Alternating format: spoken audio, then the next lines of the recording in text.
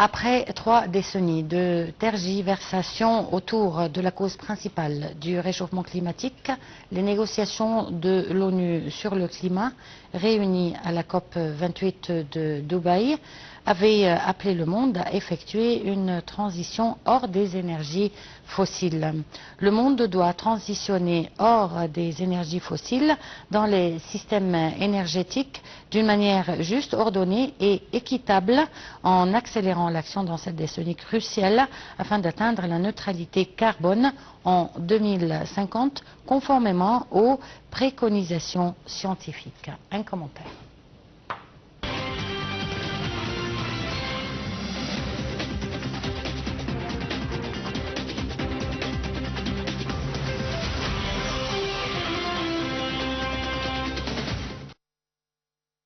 À la lumière de sa présidence de la précédente conférence sur le climat tenue à Sharm el-Sheikh, l'Égypte avait réalisé la nécessité de renforcer l'action collective et urgente dans la lutte contre les effets du réchauffement climatique, et ce parce que l'Égypte subit de graves répercussions et catastrophes du changement climatique qui dépassent la capacité des pays en développement à y faire face ou à s'y adapter. C'est ce qu'avait déclaré le président Abdel Fattah el-Sisi lors de son discours prononcé lors de la séance inaugurale de la COP 28 qui se déroulait en 2023 aux Émirats arabes unis. Il a expliqué les raisons de l'engagement ferme de l'Égypte à la cause climatique. Non seulement l'Égypte subit les effets dévastateurs du changement climatique, mais c'est une menace quasi globale dont personne ni aucun pays ne peut y faire face seul. C'est pourquoi il est important d'affirmer les principes d'équité, de transition juste et de partage des responsabilités avec des charges différenciées comme principes fondamentaux du cadre multilatéral, avait également souligné le président el-Sisi dans son discours à la COP 28. En effet, lors de sa présidence du sommet de la COP 27, l'Égypte a proposé plusieurs initiatives et solutions pour la lutte contre le réchauffement climatique. Le succès de ces efforts dépend de la disponibilité d'un financement approprié. Il s'agit plutôt de savoir comment garantir l'accès au financement aux pays encore en voie de développement, tout en garantissant le transfert de la technologie de pointe à un prix raisonnable et équitable, avait souligné le président el-Sisi.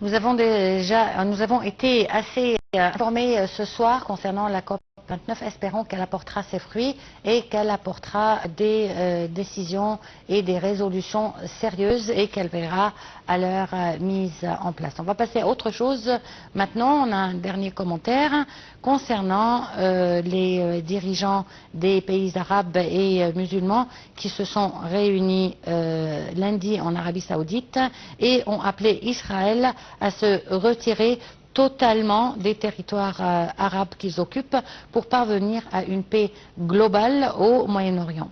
Perihan Farouk avec les détails et après on en discute avec un invité.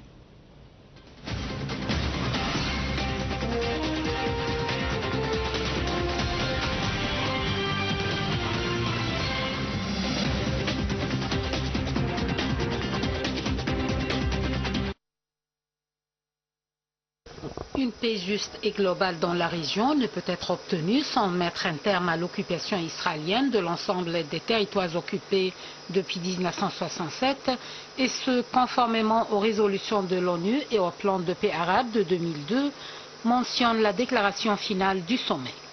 Ce sommet conjoint de la Ligue arabe et de l'Organisation de la coopération islamique accueilli par l'Arabie saoudite appelle à l'unité de tous les territoires palestiniens, bande de Gaza et Cisjordanie occupés au sein d'un État palestinien dont il réaffirme que la capitale doit être Jérusalem-Est, occupée par Israël.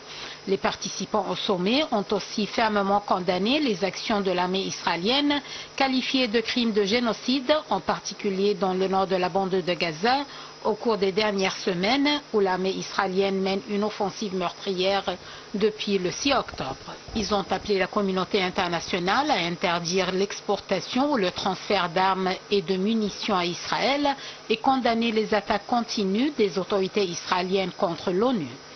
Le chef de la diplomatie européenne, Josep Borrell, a averti de la forte probabilité d'une fin dans le nord du territoire palestinien, s'élevant contre le recours à la faim comme arme de guerre. Israël mène aussi, depuis le 23 septembre, une guerre ouverte au Liban voisin contre le Hezbollah. Le monde attend que la future administration Trump mette immédiatement fin aux guerres à Gaza et au Liban, a pour sa part déclaré à Riyad le premier vice-président iranien Mohammad Reza Aref.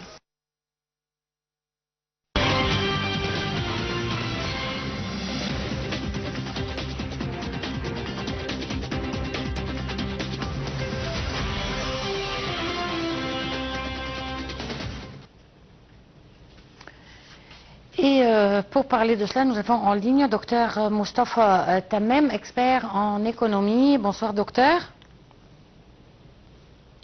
Docteur Moustapha Tammem. Bonsoir. Bonsoir. Alors, une question composée de deux parties. Est-ce que vous pensez que la réunion des dirigeants arabes et musulmans d'hier pourrait changer quelque chose de la situation à Gaza? Et est-ce que vous pensez que l'avènement de Donald Trump pourrait également y changer quelque chose? Pour la première question, moi je pense que ce sommet qui prépare à Riyad maintenant, moi je pense que c'est très très important d'avoir un plan d'action pour savoir, après que cette conférence va être terminée, moi je pense que c'est très très important d'avoir un comité pour mettre les recommandations qui sont entêtés de cette conférence en action. Ça, c'est très, très important. Parce que, malheureusement, après chaque conférence, rien n'est fait. Et c'est très, très important d'avoir un système pour appliquer les recommandations qu'on a prises dans cette conférence. Pour la deuxième question, l'Amérique a une stratégie qu'elle ne va pas changer. Elle va supporter Israël. Mais peut-être, moi je pense que peut-être Donald Trump pourra avoir une solution pour la guerre entre les Palestiniens et Gaza, parce que ça, certainement, ça va avoir un effet négatif, pas seulement pour le monde entier, mais aussi pour les États-Unis. Alors moi je pense, et lui il a dit ça dans son discours, qu'il va avoir une solution pour cette guerre-là. Et quel genre de solution pensez-vous qu'il pourrait avoir? Certainement, il y aura peut-être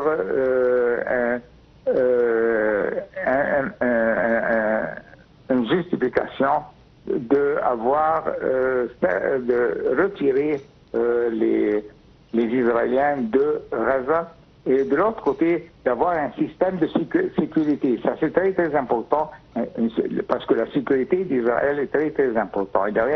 Peut-être il y aura un système qui va être établi pour avoir la sécurité en Israël. Docteur Moustapha Tammem, il est sûr que tant qu'Israël aura le financement nécessaire, tant qu'elle n'arrêtera pas cette guerre. Donc cette question est reliée essentiellement au financement. Israël a, depuis 2 ans maintenant, fait des pertes énormes. Jusqu'à quand Israël va continuer? Ça, c'est vrai. Mais peut-être Donald Trump va avoir une nouvelle tactique, une nouvelle stratégie pour donner peut-être la sécurité en Israël, peut-être, et donner peut-être une recommandation à Israël aussi que cette guerre doit être terminée. Peut-être parce que peut-être il peut discuter ça avec le Premier ministre d'Israël, et peut-être il y aura des techniques que lui va appliquer pour arrêter cette guerre. On l'espère. On l'espère. Et du côté arabe et musulman? Moi, je pense, malheureusement, depuis cette guerre depuis 1 an maintenant, on n'a pas vu d'une action positive avec les pays arabes et les pays musulmans. On n'a pas parlé d'une action positive pour arrêter cette guerre. Il y avait des efforts, mais ces efforts, on n'a pas des résultats positifs. Et maintenant, je pense, après que cette conférence-là, je n'espère qu'il y aura le problème, c'est la unité des pays arabes. Les pays arabes ne sont pas unités. Je vais vous donner un exemple. Quand on avait la guerre d'octobre 1973, on a gagné cette guerre parce que les Arabes ont été unités. Si on va avoir cette stratégie, peut-être on pourra arrêter cette guerre-là. On l'espère en tout cas. Docteur Mostafa Tammem, je vous remercie beaucoup pour cette intervention. Chers téléspectateurs, je vous remercie aussi de nous avoir suivis. Sur ce, on arrive à la fin de cette édition de Direct. Merci de l'avoir suivi et très bonne soirée à tous et à toutes.